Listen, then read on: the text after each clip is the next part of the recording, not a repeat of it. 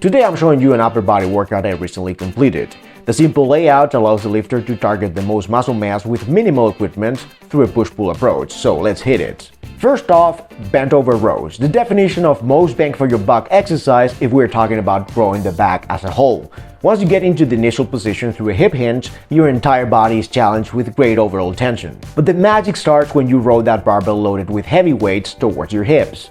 Strict form could be an aspiration at the beginning, but some body angle is bound to occur towards the end of the set if you push the envelope. So do not let whatever ideal of pristine form you may have limit your effort. Roll that barbell like there is no tomorrow. And if there is, well, at least you'll have a badass copper looking back. The second exercise is the classic of all classics, almost like a religion for your typical gym bro. Yes, I'm talking about the bench press. If you're trying to gain the most amount of muscle mass in the upper body as fast as possible, the combination of the first and second movements is a true money maker. Getting stronger at the bench press will add slabs of muscle to your frame on the front side, your chest and front shoulders primarily. The perfect time to maximize your gains with this lift is when you're bulking, which as a beginner you should be doing for the first few years anyway.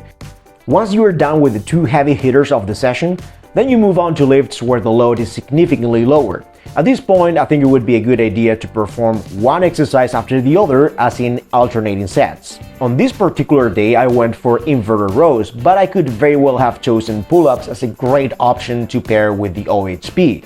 But lately I've been focusing a bit more on rowing lifts, as you are seeing in this video. In any case, I get to exhaust my upper back muscles and lats with inverted rows, whereas I keep hammering the same muscles used in the bench press. However, the direction of the military press is vertical this time around. Thus the delts take a more central role during this lift. You want developed pumpkin-looking shoulders?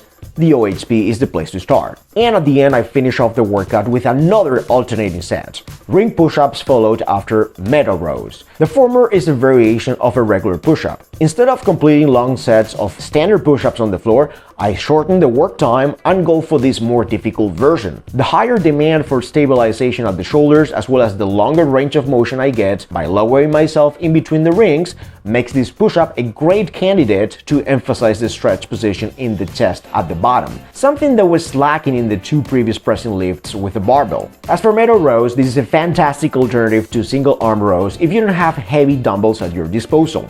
Unilateral rows do a great job at making sure that both sides of the back get the necessary stimulus to grow. Because sometimes, muscle imbalances get hidden when you pull with two arms at the same time. So single arm rows are designed to correct that, and they get you jacked out of your mind. So row to grow, my friend. See you next time.